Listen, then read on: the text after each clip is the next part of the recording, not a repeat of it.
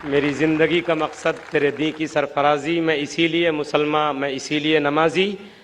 یہ تھے ڈاکٹر ذاکر نائک صاحب، جو نماز یعنی صلاح کے جسمانی، روحانی اور طبی فوائد آپ کے سامنے قرآن و حدیث اور سائنس کی روشنی میں بیان فرما رہے تھے۔ ہم بے حد ممنون ہیں ان کے۔ ظاہر بات ہے، انہوں نے بتایا کہ نماز کس طریقے سے ہمارے اندر ڈسپلن پیدا کرتی ہے، مساوات اور بھائی چارگی کا اور اخوت کا درس دیتی ہے، کس طریقے سے امیر اور غریب، فقیر اور بادشاہ، ملازم اور آقا کو ایک ساتھ کس طریقے سے کندھے سے کندھا اور پیر سے پیر ملا کر کھڑا کر کے بتاتی ہے کہ سب ایک ہیں، ان میں کوئی بڑا اور چھوٹا نہیں ہے۔ آ گیا عین لڑائی میں اگر وقت نماز، قبلہ رو ہو کے زمیں بوس ہوئی قوم حجاز، ایک ہی صف میں کھڑے ہو گئے محمود و ایاز، نہ کوئی بندہ رہا نہ کوئی بندہ نواز، بندہ و صاحب و محتاج و غنی ایک ہوئے، تیری سرکار میں پہنچے تو سبھی ایک ہوئے۔ میرے دوستو، جیسا کہ ڈاکٹر ذاکر صاحب نے کہا کہ ہماری نماز ہونی چاہیے۔ اگر پیروں پر کھڑے رہنا ہی عبادت ہے، اگر پیروں پر کھڑے رہنا ہی صرف عبادت ہے، تو جنگل کے درختوں سے زیادہ آپ کھڑے نہیں رہ سکتے۔ نماز میں خشوع ہونا چاہیے، خضوع ہونا چاہیے، جیسا کہ انہوں نے بتایا کہ ہم قانتین بن کر بالکل خشوع اور خضوع کے ساتھ، حاضر دماغی کے ساتھ نماز کو سمجھ کر پڑھنے کی کوشش کریں۔ قرآن پاک کا ترجمہ ہم کو پہلے پڑھنا چاہیے، اور نماز کے دوران ہم اسی میں گھومتے رہیں کہ امام صاحب کیا تلاوت کر رہے ہیں، یا جو میں پڑھ رہا ہوں اس کا مطلب کیا ہے، تو انشاءاللہ ہماری نماز ہوگی۔ ورنہ ایسا نہ ہو کہ بقول علامہ اقبال کہ کبھی قبلہ رو جو کھڑا ہوا تو حرم سے آنے لگی صدا، تیرا دل تو ہے صنم آشنا، تجھے کیا ملے گا نماز میں۔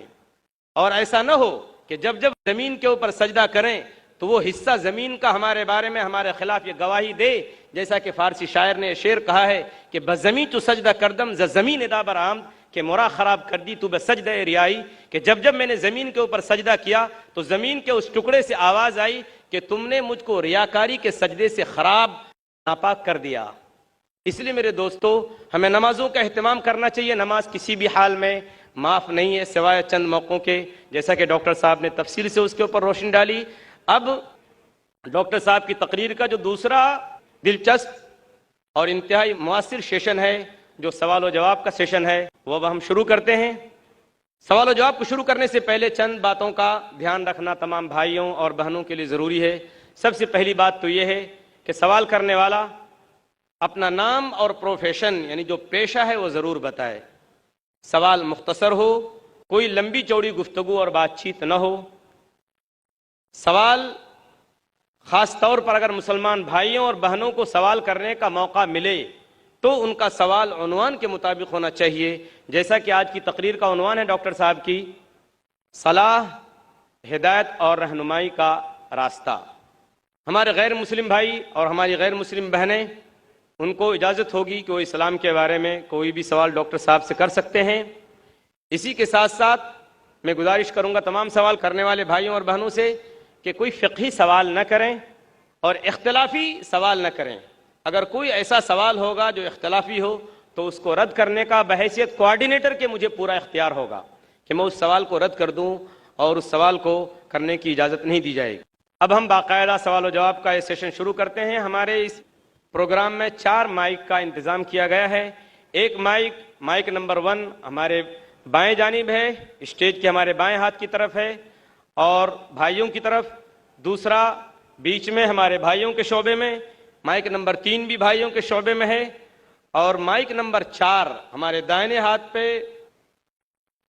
ہماری بہنوں کے شعبے میں ہے، اور اسی کے ساتھ ساتھ مائک نمبر 5 بھی ہماری خواتین اور ہماری بہنوں کے شعبے میں ہے۔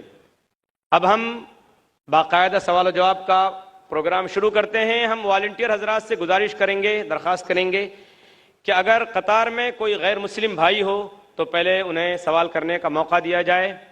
مائک نمبر 1 سے جو بھائی کھڑے ہیں سوال کر سکتے ہیں۔ جی ہاں بھائی۔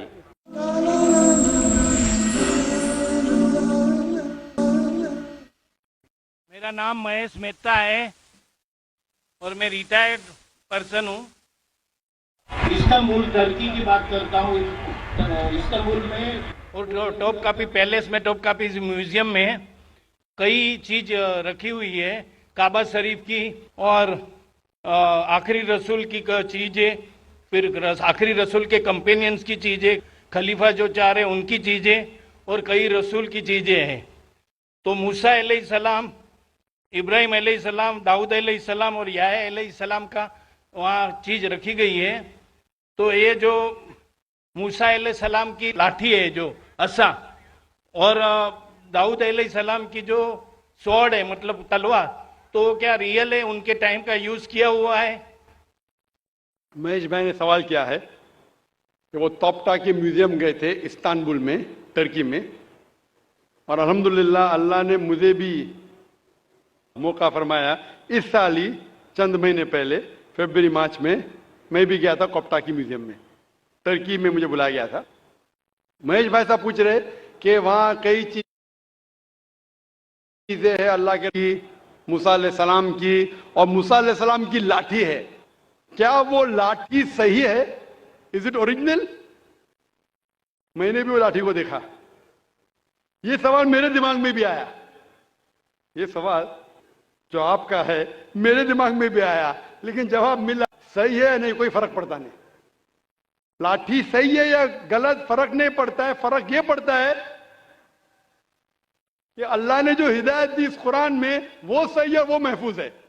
वो लाठी से दीन जरा भी बदलेगा नहीं। हिस्टोरिकल वैल्यू हो सकती है, उसमें कई चीजें हैं, जैसा आपने कहा खुलफा राशिदीन के, हजरत अबू बकर, हजरत उमर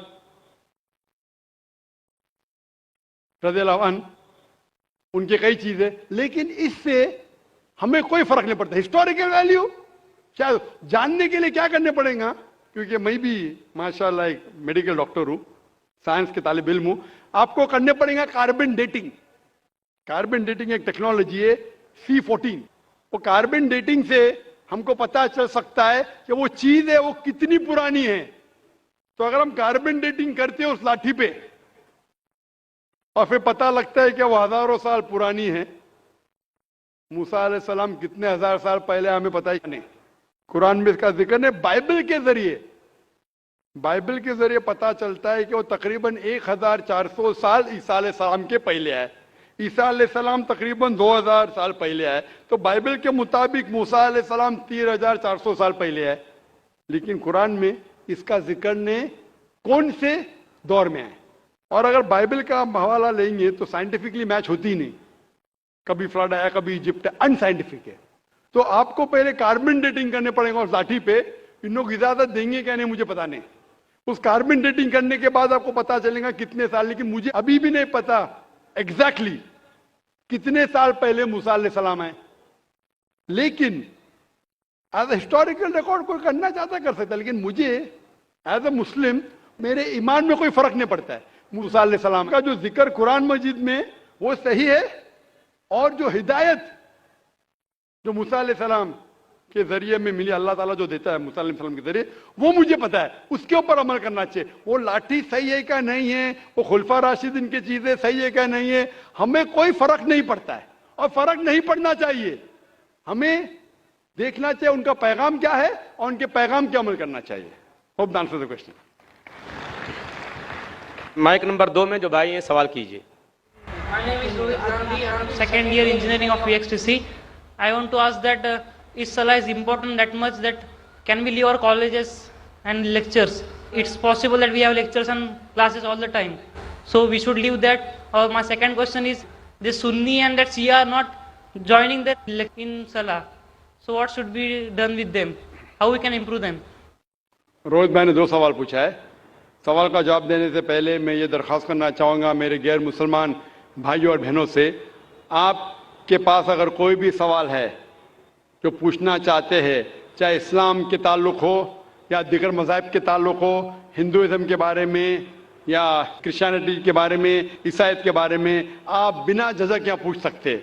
हम खुली आज़ादी देते हैं हमारे गैर मुसलमान भाइयों और बहनों को कि आप जो भी सवाल पूछना चाहते हैं इस्लाम के मुतालिक, ये आपका सुनहरी मौका है। ऐसा मौका हमेशा नहीं आता। अक्सर मजहबी लेक्चर तकरीर के बाद खुला सेशन नहीं होता है जहां आप कोई भी सवाल पूछ सकते, चाहे इस्लाम के बारे में हो, हिंदुइज्म के बारे में हो, क्रिश्चियनिटी के बारे में हो, जुडाइज्म के बारे में हो। آپ اگر میرے بات سے متفق نہیں ہیں پھر بھی آپ بول سکتے کہ ذاکر میں اس بات سے متفق نہیں ہوں، اور آپ پوچھ سکتے. کوشش کروں گا کہ جو بھی تھوڑا بہت علم مجھے ہے میں کوشش کروں گا آپ کی غلط فہمی دور کروں.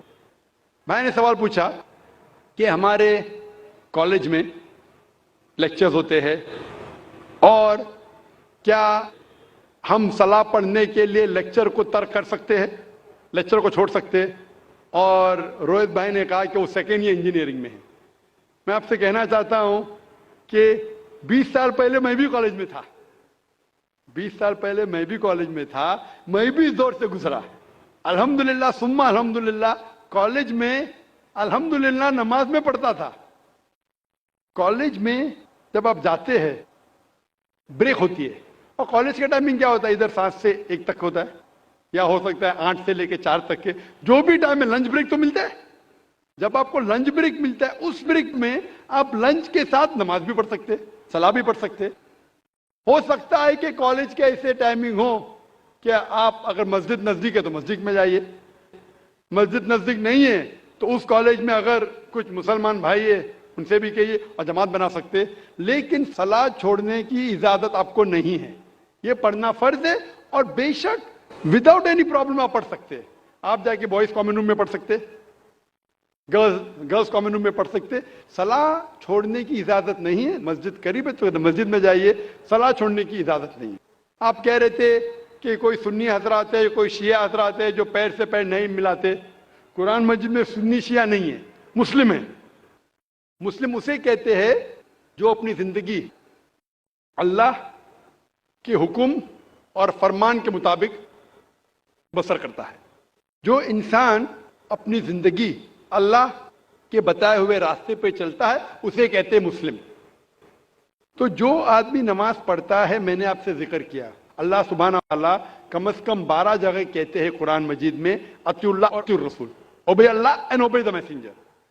سورہ نساء سورہ نمبر 4 آیت نمبر 59 اور 12 جگہ کا ذکر میں نے کیا. ہمیں اللہ اور اللہ کے رسول کی اطاعت کرنا چاہیے. اور اللہ کے رسول فرماتے ہیں کہ آپ اس طرح نماز پڑھو جس طرح آپ مجھے نماز پڑھتے ہوئے دیکھتے ہیں. یہ حدیث بخاری کی کتاب الاذان کی چیپٹر نمبر 18 حدیث نمبر 604.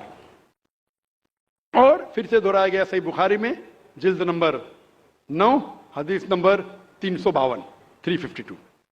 اور اللہ کے رسول فرماتے ہیں کہ نماز کے وقت صحیح بخاری میں جلد نمبر 1 کتاب الاذان چیپٹر 75 حدیث نمبر 692 کہ جب آپ نماز پڑھتے ہیں، حضرت انس فرماتے کہ ہم صحابہ کے کندھے ملتے تھے دوسرے صحابہ کے کندھے سے، ہمارے پیر ملتے تھے ہمارے صحابہ کے پیر سے. اللہ کے رسول فرماتے سنن ابو داؤد میں صحیح حدیث ہے جلد نمبر 1 کتاب الصلاح چیپٹر 245 اور حدیث نمبر 666. اللہ کے رسول فرماتے کہ بیچ میں جگہ مت چھوڑو، جگہ کو کم کرو اور شیطان کو بیچ میں مت آنے دو. اس کا مطلب ہمیں کندھے سے کندھا ملانا چاہیے. جو انسان اپنے آپ کو مسلمان کہتا ہے اور کندھے سے کندھا نہیں ملاتا ہے صلاح کے وقت اور پیر سے پیر نہیں ملاتا ہے، وہ اللہ کے رسول کی نافرمانی کر رہا ہے، وہ صلاح صحیح طریقے سے نہیں پڑھتا ہے. تو شاید ان لوگوں کو یہ اللہ کے رسول کی حدیث کے بارے میں پتہ نہیں ہوگا. تو ہماری کوشش ہے کہ ان مسلمان کو بتائے کہ اللہ کے رسول کی حدیث ہے کہ کندھے سے کندھا ملاؤ، پیر سے پیر ملاؤ نماز پڑھتے وقت، یہ فرض ہے. Hope the answer the question. جی مائک نمبر 2 پہ. سر میرا نام پرنو نائک ہے اور میں مرچنٹ نیوی میں کام کرتا ہوں.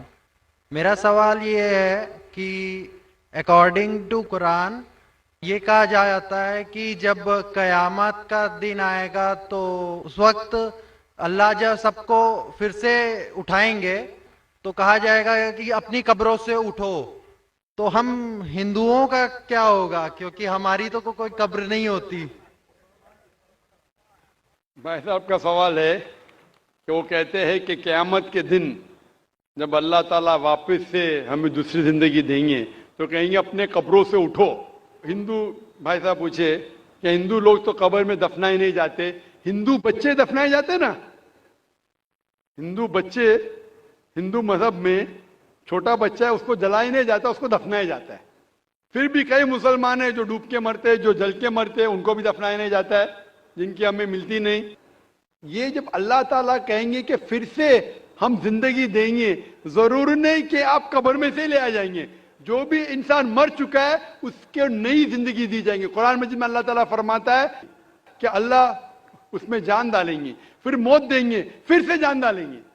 تو اللہ جان ڈالیں گا, چاہے وہ قبر میں ہے, چاہے جلایا گیا ہے, چاہے ڈوب گیا ہے, جو بھی حالت میں ہے اللہ اس انسان میں پھر سے جان ڈالیں گے.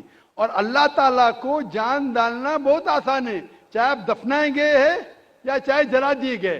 اللہ تعالیٰ فرماتے جب غیر مسلم کے اعتراض کرتے اللہ سے اور اللہ سے پوچھتے ہیں کہ جب آپ دفنائے جائیں گے اور قیامت کے روز جب انسان اٹھائے جائیں گے تو اللہ تعالیٰ ان کو ہڈیاں کو کیسے جوڑیں گا. جیسے آپ پوچھ رہے نا, اللہ تعالیٰ جو قبر میں ان کو اٹھائیں گا, ہم قبر تو نہیں گئے, تو لوگ پوچھتے ہیں, قرآن مجید میں کا ذکر ہے سورہ قیام میں سورہ نمبر 75 آیت نمبر 3-4 میں کہ اللہ تعالیٰ ہڈیاں کو کیسے جوڑیں گا. تو اللہ تعالیٰ فرماتے ہیں اللہ ہڈیاں کو ہی نہیں جوڑ سکتا ہے, آپ کے انگلیوں کے پور پور کو جوڑ سکتا ہے. انگلیوں کے پور پور. آپ سوچتے ہیں اللہ تعالیٰ کیوں کہتا ہے کیا انگلیوں کے پور پور کو جوڑ سکتا ہے.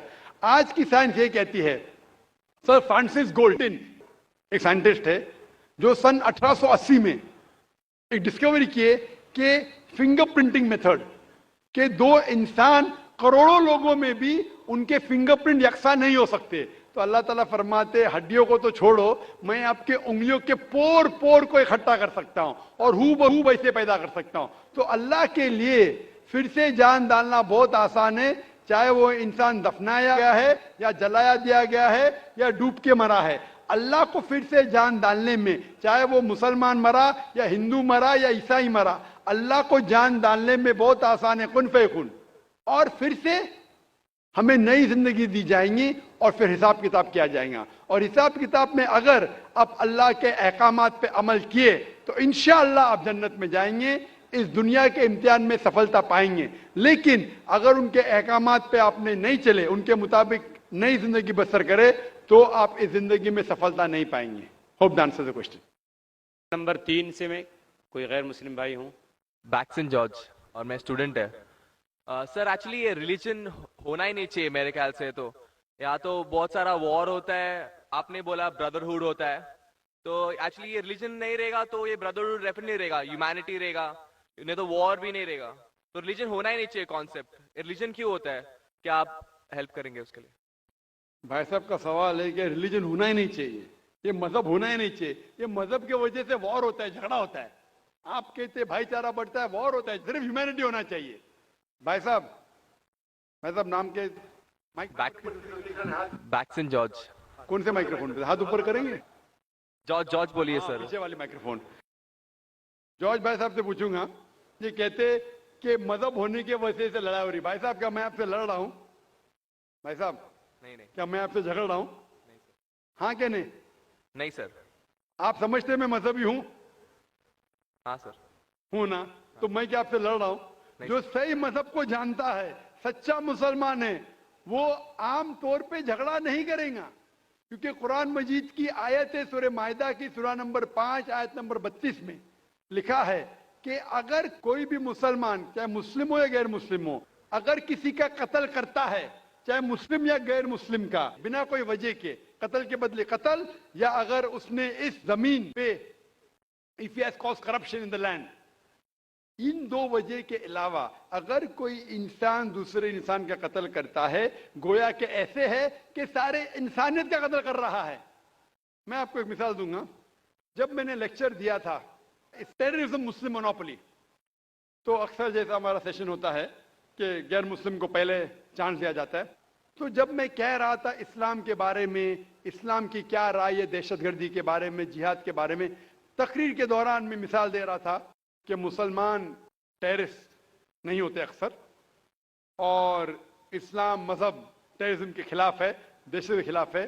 سوال جواب کے موقع پہ ایک ہندو نے مجھ سے سوال پوچھا کہ ذاکر بھائی, جو گجرات میں ہوا, جو مسلمانوں کے ساتھ جو غلط ہوا, جو مسلمان عورت کے ساتھ بلاತ್ಕಾರ ہوا, اگر میں ہوتا تو میں بھی हिंदुओं को यहाँ चुन चुन के मारता था। तो जो मुसलमान हिंदू को अगर ट्रेन ब्लास्ट में कोई हिंदू मरा और मुसलमान ने किया तो मेरे नजदीक सही है। ये हिंदू मुझसे कह रहा है कि मेरा जज्बा भी, अगर कोई मेरी बहन का बलात्कार करे तो मेरा जज्बा भी जागेगा और मैं बंबई में हिंदू का कत्ल करूंगा। कौन कह रहा है? हिंदू मुझसे कह रहा है। तो मैं उसको जवाब देता हूं, भाई साहब आप बिल्कुल सही कहते हैं। आम इंसान यही सोचेगा, आम इंसान यही सोचेगा, और आप आम इंसान जैसे सोच रहे और सब पब्लिक में तालियां बज रही थी। लेकिन मैं आम इंसान नहीं हूं, मैं मुसलमान हूं। मेरा मजहब, मेरा रब मुझे इजाजत नहीं देता है। अगर कोई हिंदू ने किसी मुसलमान का कत्ल किया है या कोई औरत का बलात्कार किया है, मैं वही मजहब के इंसान बंबई में उसका कत्ल नहीं कर सकता हूं। यह इजाजत ही नहीं है। अगर मैं शायद मुसलमान नहीं होता तो मैं कहता था हाँ वो हिंदू से आप सही कह रहे हैं। मेरा मजहब मुझे इजाजत देता ही नहीं। ये आपकी इंसानियत है जो कह रही है। मुसलमान होने के लिए इंसान होना फर्ज है, लेकिन इस्लाम इंसानियत से ऊंचा है। क्योंकि मैं मुस्लिम हूं, कितना भी जज्बा मुझ में होगा, लेकिन मैं मेरे रब, मेरे खालिक, मेरे अल्लाह सुब्हाना व तआला के हुक्म के खिलाफ नहीं जा सकता हूं। जो शख्स ने कोई मुस्लिम औरत का बलात्कार किया उसको पकड़ो और उसको पुलिस के हवाले करो, पकड़ के सजा दो। लेकिन दूसरे इंसान को वही मजहब के अगर मैं कत्ल करूंगा, ये बिल्कुल इस्लाफ है। आप सोचिए, हिंदू के रिश्तेदार सोचने लगेंगे ना ये कैसा मुसलमान, कैसा इस्लाम मजहब है। मेरे भाई ने क्या गलती किया था कि उसका कत्ल हुआ?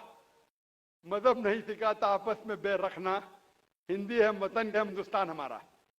आप जो कह रहे इंसानियत का सबक जो कह रहे हैं आप, इंसानियत अच्छी चीज है, लेकिन इस्लाम इंसानियत से ऊपर है। इस्लाम इंसानियत से और ऊंचा है। और जब आप मजहब सीखेंगे तो कई चीज जो इंसान जज्बे से करता है जो गलत है, अगर आप सच्चे मजहबी है तो ये गलत नहीं कहेंगे, ये गलत काम कभी भी नहीं कहेंगे। जो लोग मजहब के नाम पे गलत काम करते हैं उनको दोषी ठहराइए, मैं आपके साथ हूं।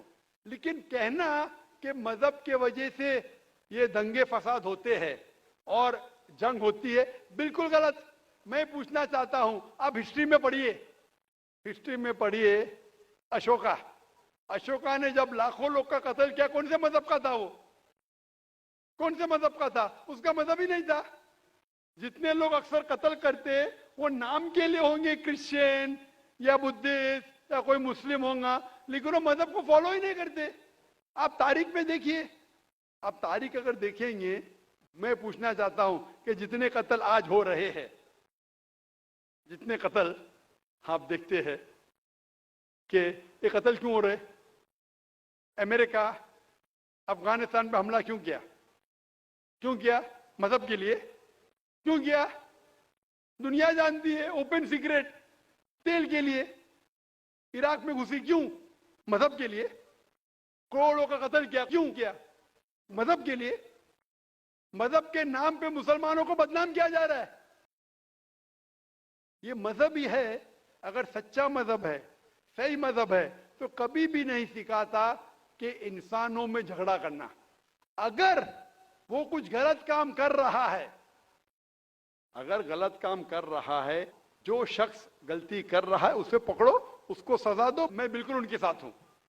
लेकिन आम इंसानों में झगड़ा करना, फसाद पैदा करना, इस्लाम कभी भी नहीं सिखाता। ये इस्लामी मजहब है।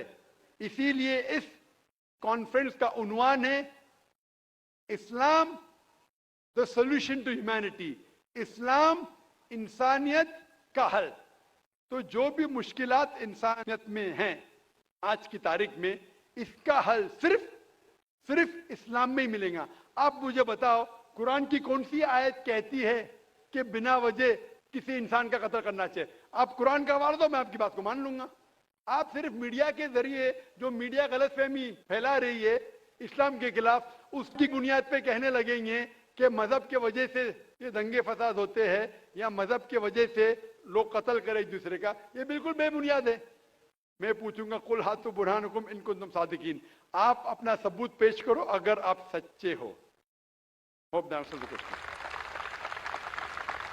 مذہب نہیں سکھاتا آپس میں بیر رکھنا. ہندی ہے، ہم وطن ہیں، ہندوستان ہمارا، بالکل صحیح ہے. مذہب یہ نہیں سکھاتا کہ آپس میں دشمنی اور نفرت ہو. مائک نمبر 4 میں خاتون کے شعبے میں کوئی نان مسلم خاتون ہو سوال کر سکتی ہیں.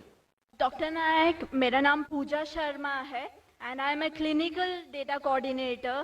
آئی ووڈ لائک ٹو تھینک کہ آج مجھے یہ اپرچونیٹی ملی کہ میں آپ کو تھینک یو بول سکوں. میں آپ کو پچھلے 1-1.5 سالوں سے فالو کر رہی ہوں اور میرے اندر جو مسلم اور اسلام کے لیے کچھ غلط فہمیاں تھی شاید وہ کلیئر ہو گئی ہیں. اینڈ جیسے آپ نے کہا، آپ نے قرآن کی کئی آیتوں کے بارے میں کہا. میں سوچتی ہوں کہ گیتا ہو، قرآن ہو، بائبل ہو، کوئی بھی ہو، سب میں ایک ہی بات کامن لکھی ہے کہ آپ اپنے فرض کرتے جاؤ، جھوٹ مت بولو، کسی کی انجان ہتیا مت کرو. اور جو جیسے کہ ایک بندے نے بولا کہ ریلیجن کی وجہ سے اتنے دنگے فساد ہو رہے ہیں. مجھے نہیں لگتا کہ اس وجہ سے، even I agree with you doctor Zakir Naik, because میں جہاں تک جانتی ہوں، میں نے تھوڑا بہت پڑھا ہے، اسلام میں نہیں لکھا جو ہم بولتے ہیں نا کہ ٹیررسٹ آدھا سے زیادہ مسلم ہوتے ہیں. نہیں، ایسا نہیں ہے. اسلام میں لکھا ہے کہ جب آپ کسی کی بے وجہ ہتیا کرتے ہو تو آپ شاید مسلم نہیں ہو. یہ اسلام میں نہیں لکھا ہے کہ آپ کسی کی ہتیا کرو بینگ اے مسلم، آپ کسی کی ہتیا کرو یا بینگ اے ہندو کسی کی آپ ہتیا کرو. تو I would like to thank you doctor Zakir Naik کی بہت ساری کنفیوژنس تھی جو کافی دور ہو گئی ہیں. Thank you. جزاک اللہ. بہن نے کہا کہ وہ تقریباً 1.5 سال سے میں تقریر سن رہی ہے اور انہیں یقین ہو گیا ہے کہ الحمدللہ اسلام ایک صحیح مذہب ہے اور نفرت نہیں سکھاتا، کسی کا بنا وجہ قتل نہیں کرنا سکھاتا ہے.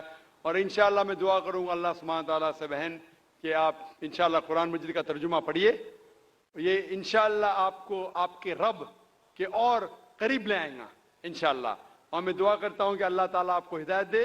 اور اس قرآن مجید کا ترجمہ میں درخواست کروں گا میری اہلیہ سے، اگر وہ لیڈیز کے سیکشن میں ہیں تو اس بہن کو قرآن مجید کا ترجمہ دے، انگریزی میں یا ہندی میں جو بھی زبان وہ چاہتی ہے. اور میں دعا کروں گا انشاءاللہ کہ آپ قرآن مجید کا ترجمہ پڑھیے، انشاءاللہ اور ہدایت پائیں گے. جزاک اللہ. Thank you.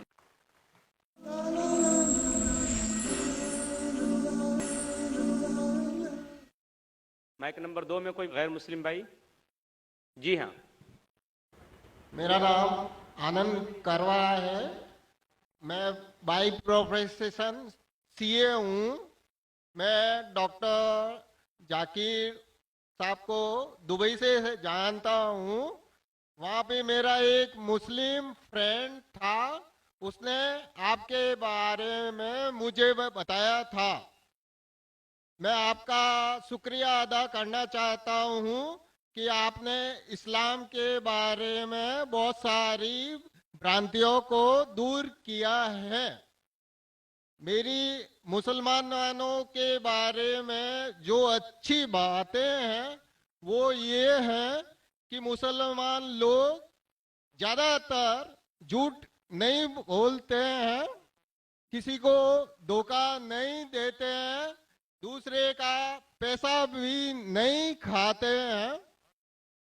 لیکن مجھے ایک بات مسلمانوں سے کہنی ہے کہ وہ لوگ گائے کا ماंس کیوں کھاتے ہیں. آنند بھائی نے سوال کیا.